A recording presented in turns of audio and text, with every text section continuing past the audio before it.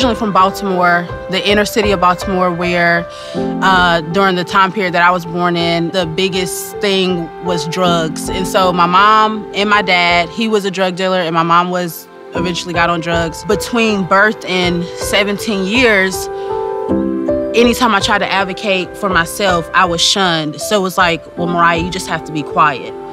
I learned the word burden at the age of 4 or 5. So I never knew what it meant, but I knew it had a negative connotation.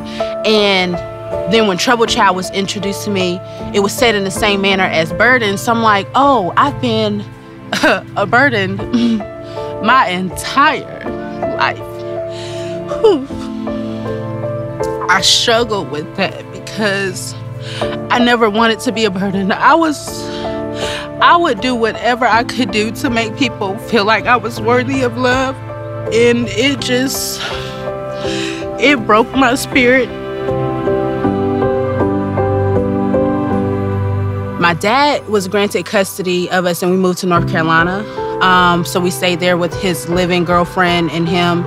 And there was a lot of domestic violence. And with the domestic violence came verbal and mental abuse to myself. I was really broken inside. And I knew that I had battled with some type of mental illness.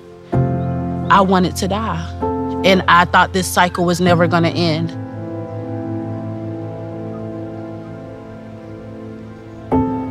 Eventually went into the hospital for like a month. And I told them if I leave and go back to my family, it's gonna be a repeated cycle. So I begged them to put me in foster care or some other situation, even if it was temporarily. I needed to live somewhere else.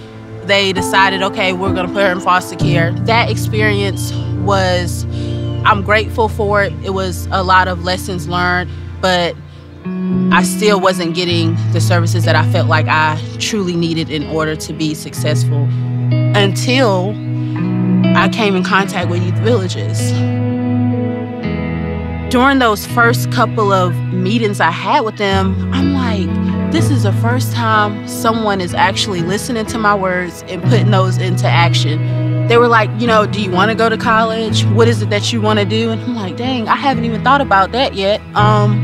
Yeah, let's look into colleges. And that's what made me say, you know what, I'm gonna give them a chance. I had Emily as my YV Life Set Specialist. And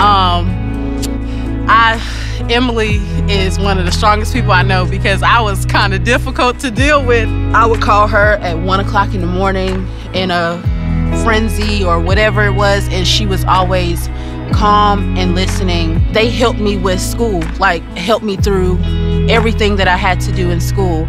And because I didn't have parental involvement, they kind of were like the hole in the parenting that I didn't have. I couldn't call my dad and say, Dad, I aced this test.